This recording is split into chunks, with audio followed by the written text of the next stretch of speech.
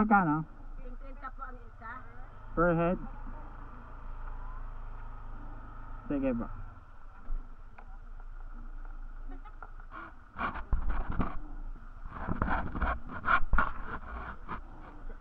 Basta kamay ko. Na. Malayo pa ba na yung Bagsit? 2 kilometro po at kalahati po. Di bali, puro po. Wala pang na-prod semento po. Oo, may saging po na nilaga. Mayroon po. Okay na po, tapos na ako kumain. Okay po, thank you. Uy! Kala ko naman okay na.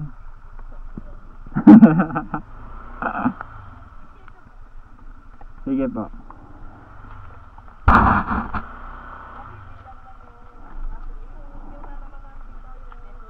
Ayan, thank you. Thank you, thank you. Sige po.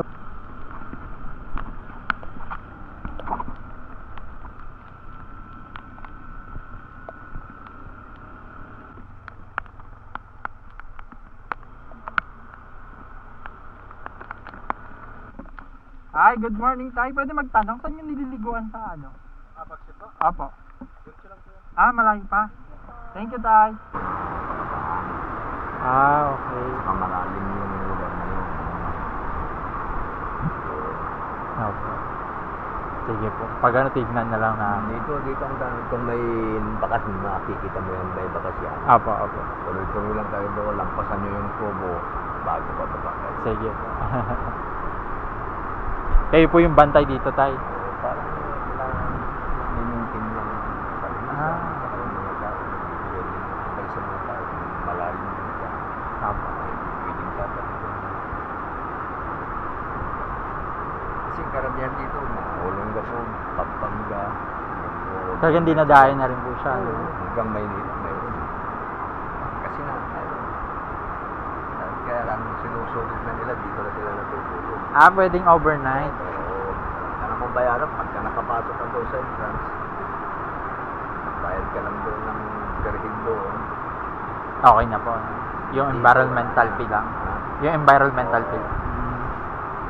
Tapos kapag overnight ng cottage, magkano ang overnight?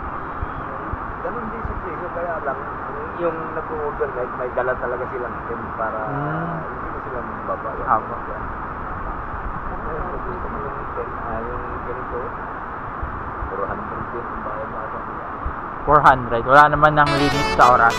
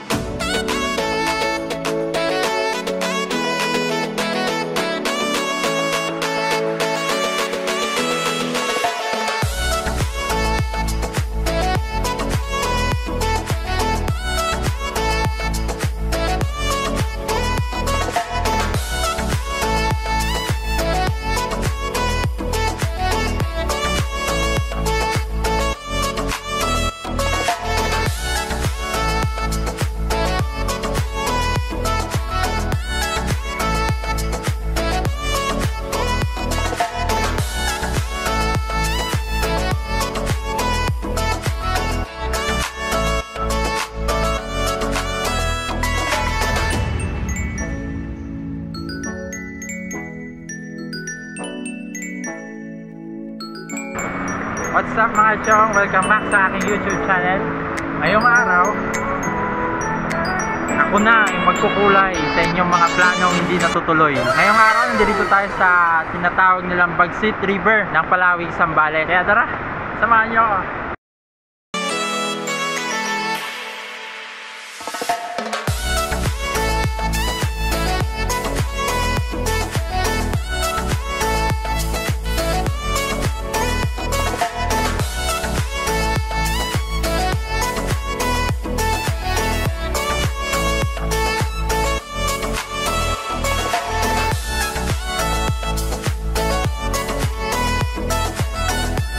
Ayun nga, no? Sa mga gusto pumunta dito sa Bagsit River, mula sa main highway, ang lilikuan nyo pa kanan, yung papuntang Mount Tapulaw. Tapos, pagliko nyo pa kanan, dire-diretso yon hanggang sa may madaanan kayong mga solar panel, solar farm. Dire-diretso, malayo pa hanggang marating nyo yung checkpoint, yung doon kayo magbabayad ng environmental fee na 50 pesos per head. Wala namang ano yon, kahit bata yata 50 pesos, pati adult 50, senior, ewan ko lang kung may senior sila, pero tingin ko wala. Tapos bibigyan kayo resibo. Ngayon paglagpas nyo doon, meron kayong dadaanan na sementado naman yung daan. Sementado yung daan, dire-diretso, malayo-layo pa hanggang marating nyo yung dead end ng daan, kasi dito mismo yung liliguan nyo. Meron kayong makikitang mga cottages, papakita nyo yata doon dito yung resibo. So itong mga cottages na to, ito open daw dito yung overnight stay. Sabi nung nagbabantay, nakausap namin kanina, 400, pero 400 to 350 yung nagre-range yung cottage. Wala naman yata ang bilang yung tao, wala ring oras. Pwede na daw yung pang overnight. Marami daw dito kasi nag-overnight, mga galing pa ng Bataan, Pampanga, Manila, basta dinadayo na daw to. Ngayon meron nga dito mga naka-tent sila mag-overnight. Pagdating doon sa dead end, meron mga tindahan doon. Tapos para makarating dito, mag-trek kayo, parang short trek lang naman, pero medyo medyo mahirap yung daan. Senior or prone sa dula, kaya ingat-ingat na lang. Medyo malayo siya, tapos may tali naman doon, may guide naman doon kasi may daan pa diretso. Pero may guide siya na tali pababa dito. Dito yun, ito yung bundok. Ito.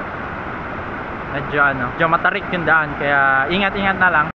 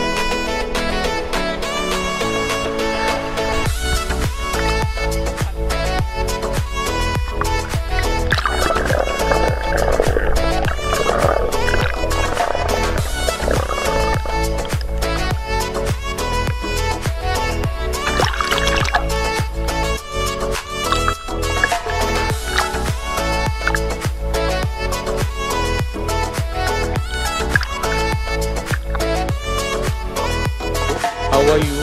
I am under the water. Please help me. Here too much raining.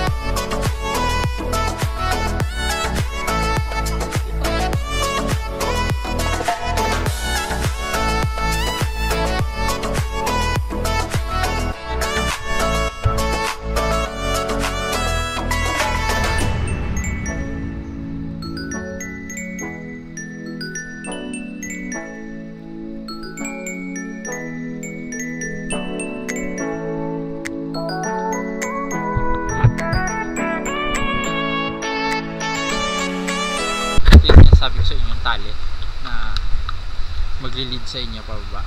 Hanggang dun. Ayun. Medyo matarik lang siya. Pero very naman. Pero madulas niya. Aray ko!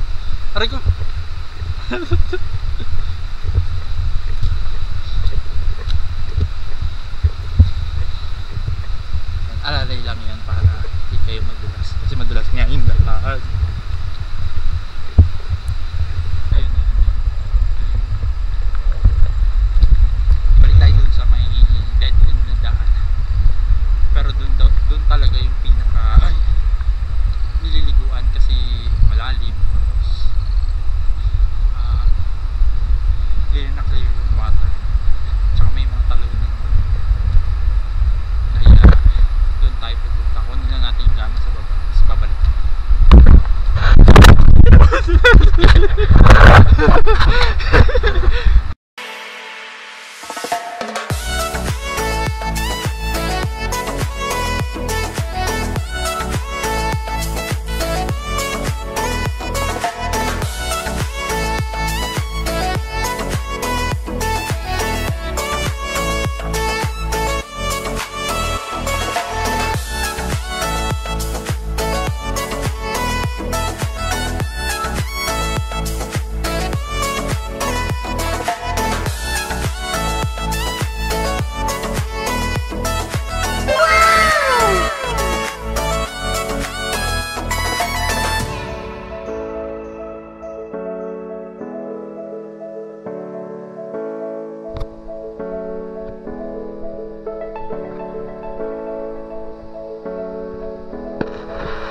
Guys, yung pinakadulo ng daan na yan.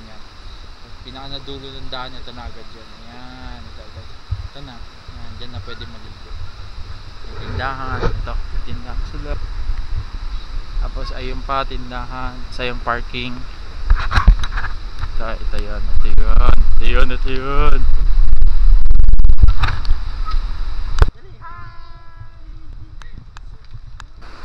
Ayun pala yung balsa. Ayun yung balsa para makatawid ka dun. Pero pwede rin maglakad dito sa batuhan.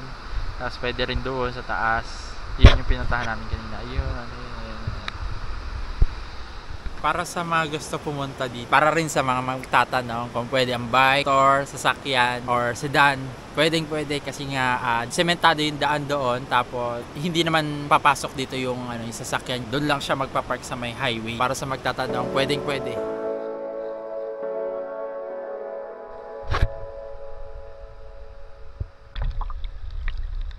Andaya kasi.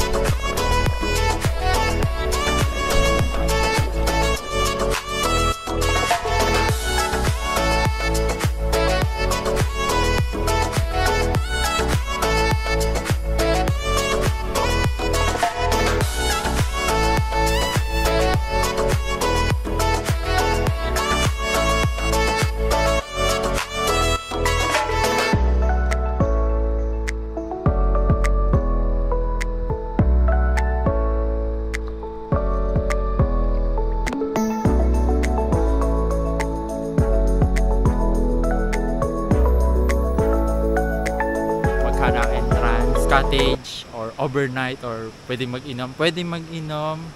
Tapos sa cottage, ang cottage daw nila is 400 to 350 yung nagre-range yung cottage nila.